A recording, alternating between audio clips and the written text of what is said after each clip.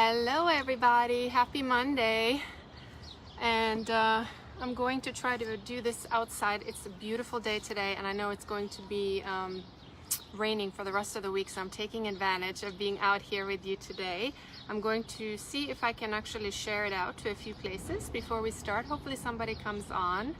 I try to do a little bit of a warning of when I'm going to be on so that you guys can check it out, but I know it's in the middle of the day for most of you. Some of you, if you're watching from Europe, it's the middle of the evening, so maybe that's better. Let's see. Going to share again. I'm trying to share trying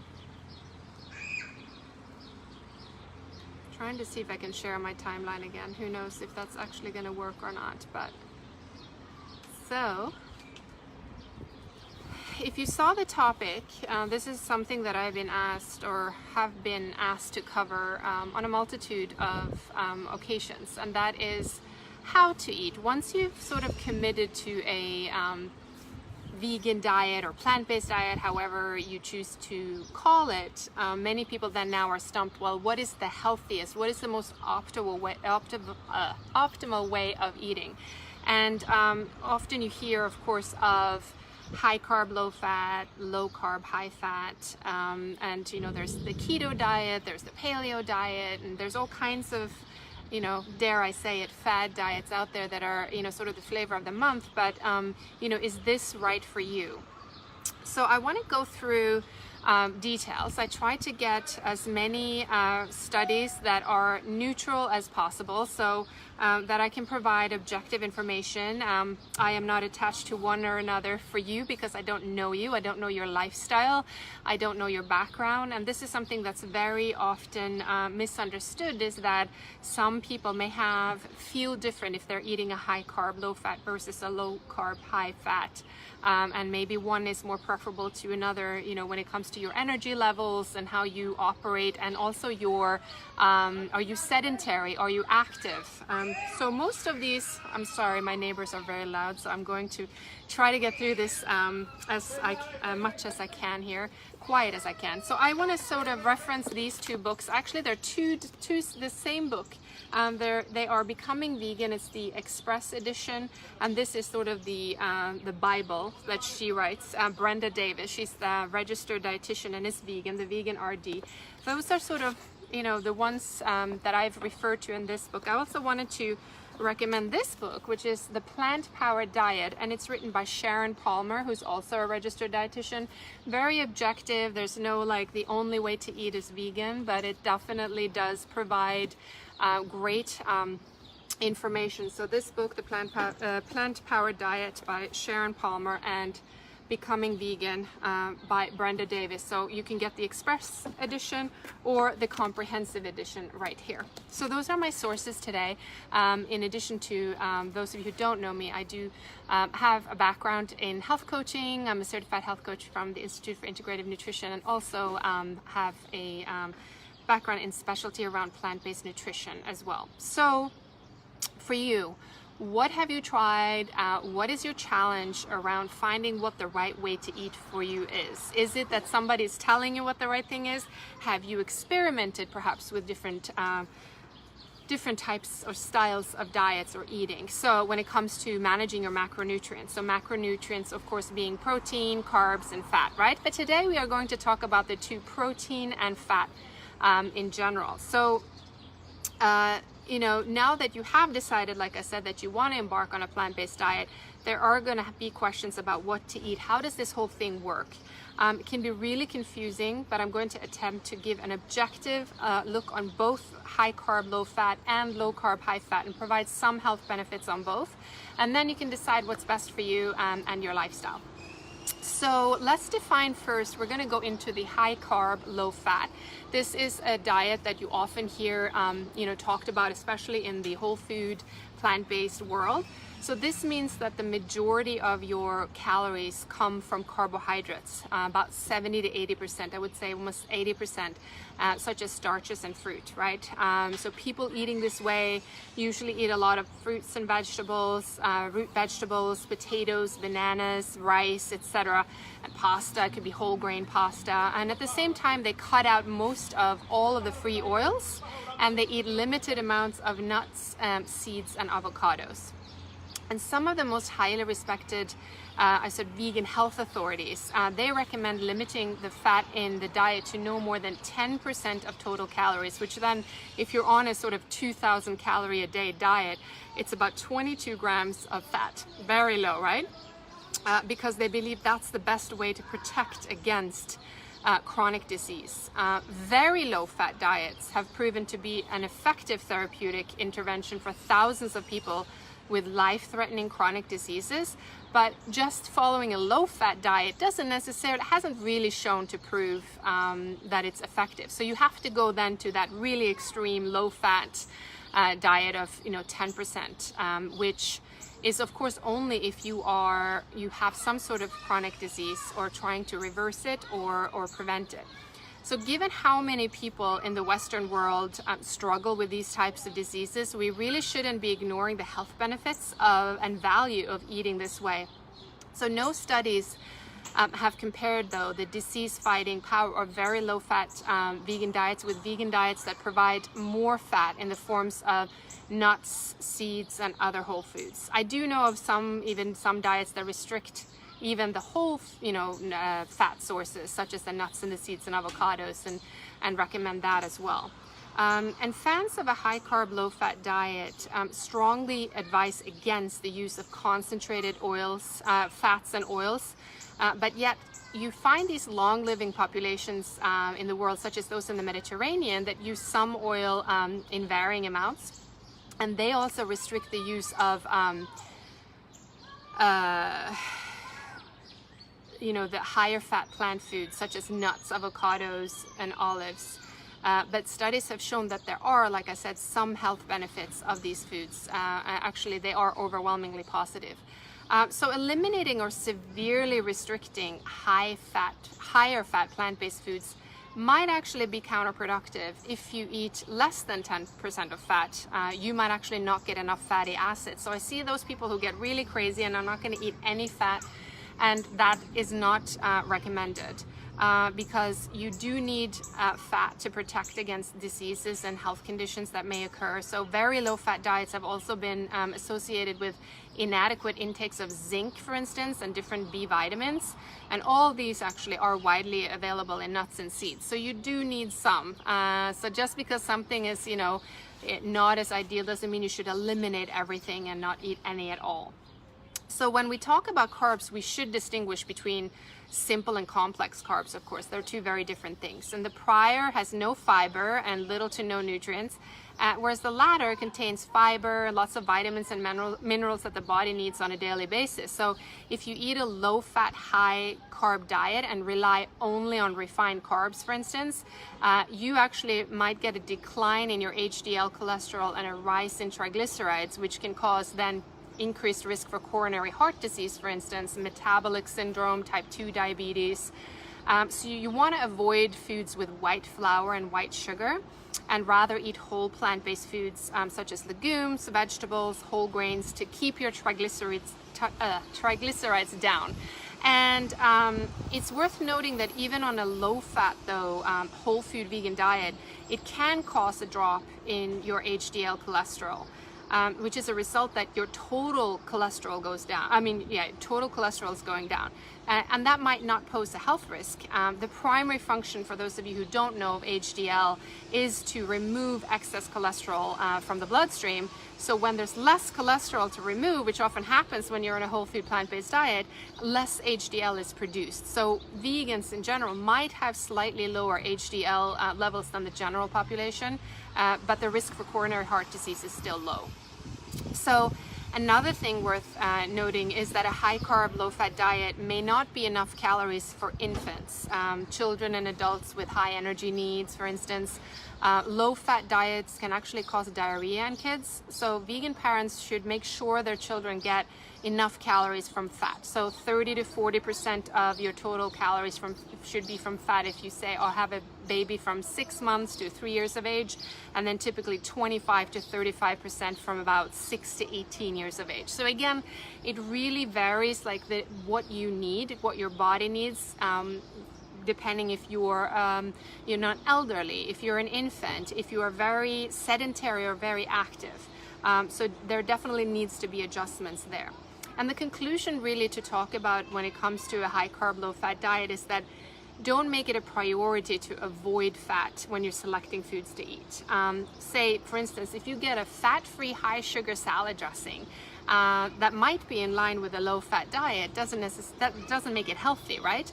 But rather, if you make a homemade tahini dressing with lemon, that is healthy. Hi Claude, thanks for joining. If you have any questions, please interrupt me. I'm going to check and see if I have any comments in a minute.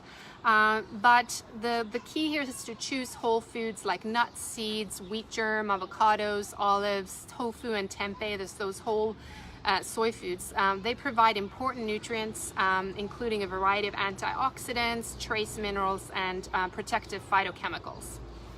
So now we're going into the other side, which is a high-fat, low-carb. Hi, Corinne. Thanks for joining. Yay, my girls are here.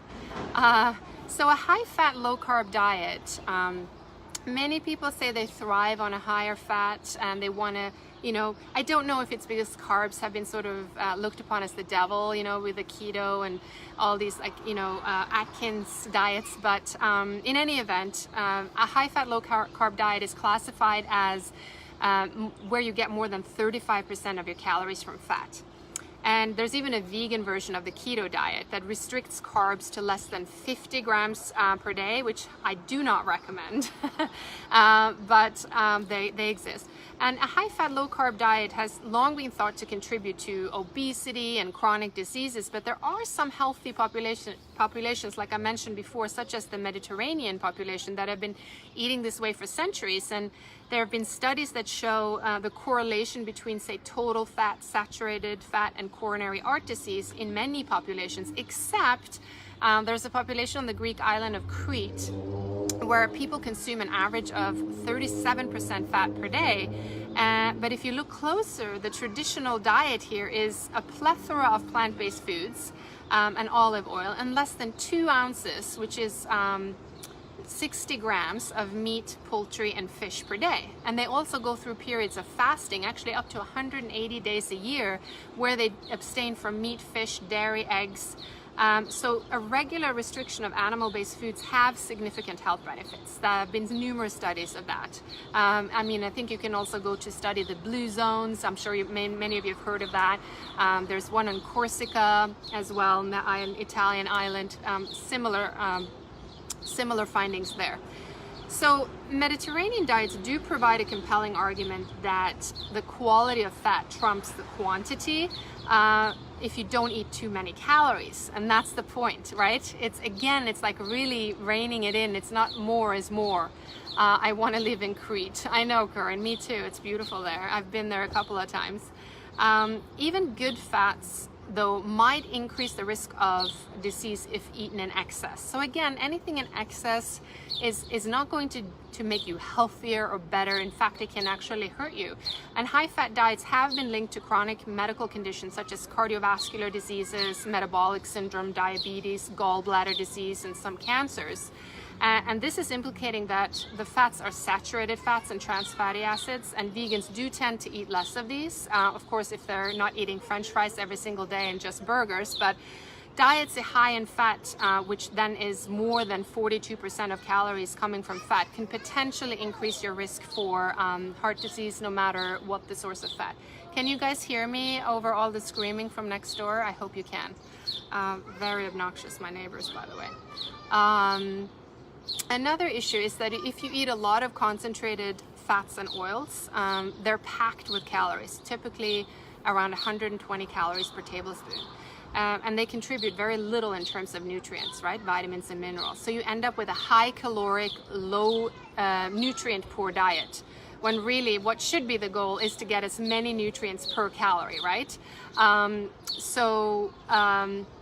Unrefined expeller pressed or cold pressed oils, they are generally richer sources of essential fatty acids, vitamin E, and phytochemicals.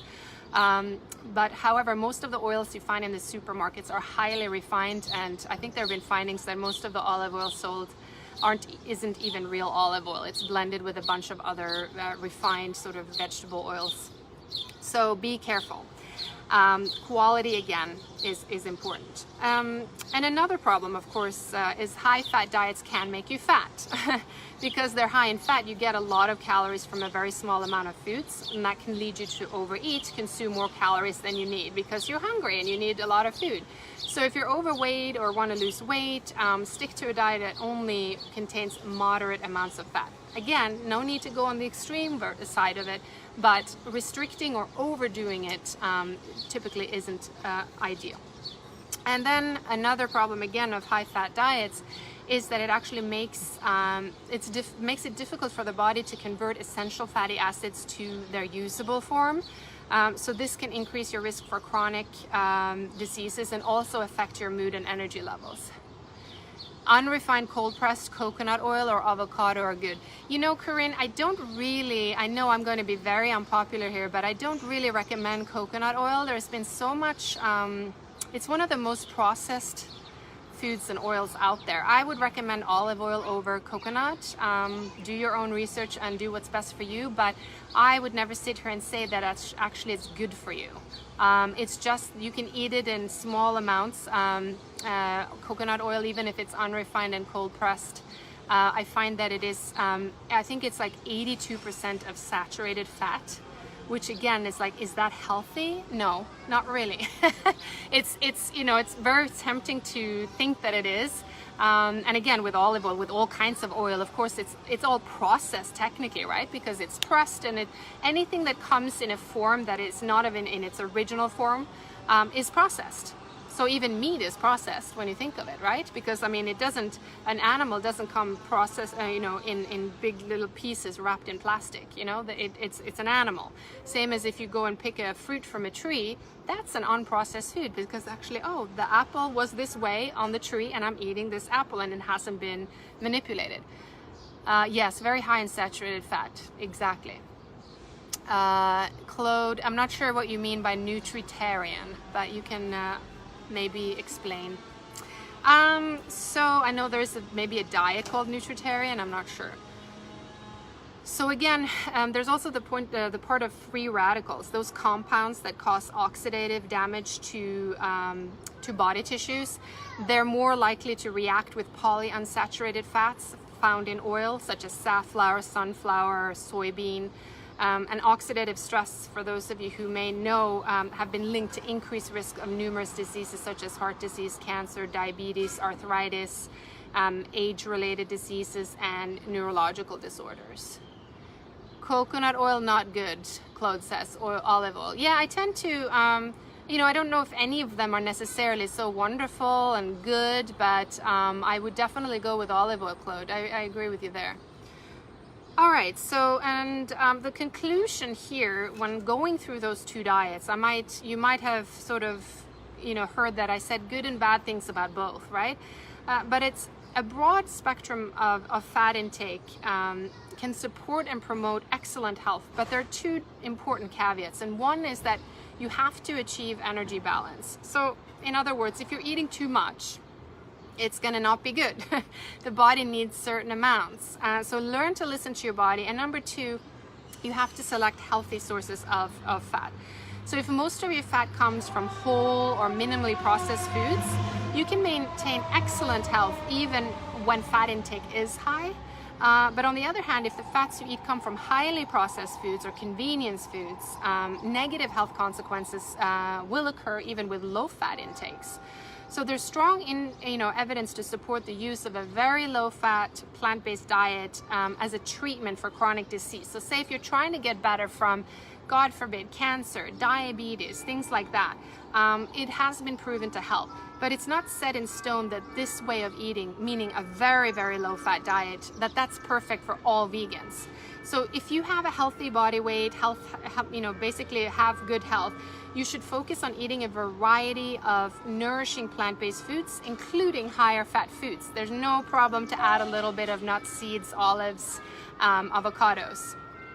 You can add a little oil too if you want, but it's not necessary to maintain good health. So that's why when people say, oh, oil is so healthy, I'm not sure about that, but I'm also not saying don't use it in moderation, because it can add fun things when you're cooking, and sometimes I like fried foods, and so it's okay.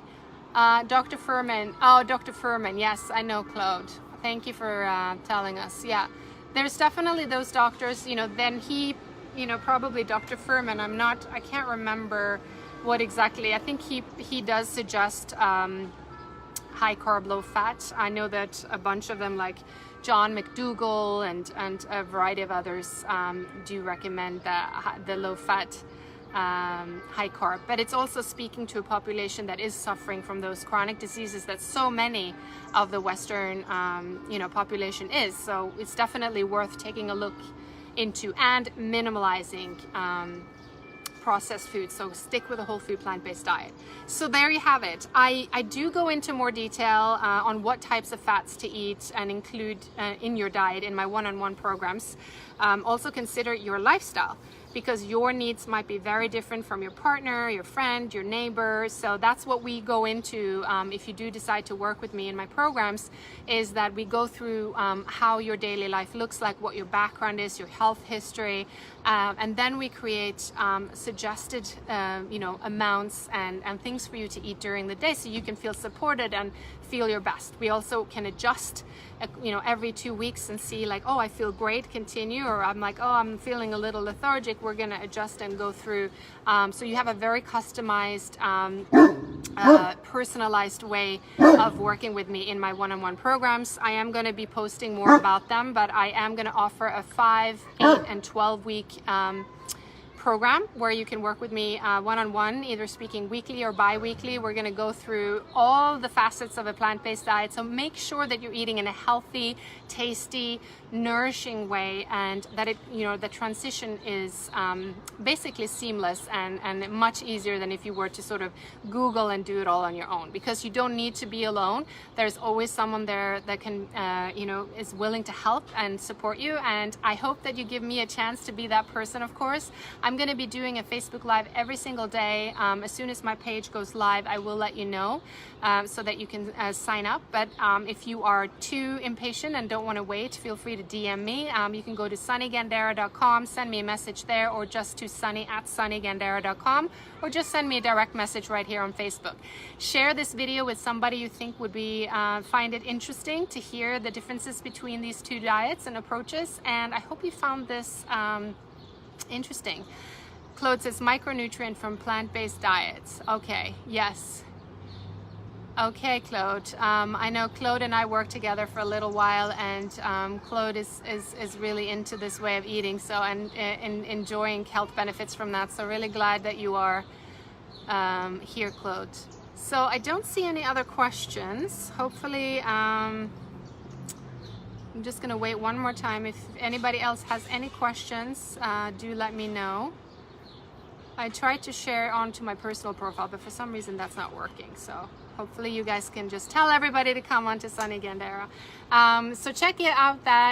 Check out my website, sunnygandera.com. You can also sign up for my newsletter there, and I send out a weekly recipe every week, so that can help you create some healthy options for you and your family. So with that, I say have a great rest of your Monday. Thank you so much for being here, Claude. Thank you, Corinne, and everybody else who comes on the replay. Please post your questions below and send me a message if you think I can be of support. We can also schedule a free chat for 15 to 20 minutes if you want to learn more about how I work, and I hope to hear from you. So thanks again, guys, and I'll see you guys soon. Bye.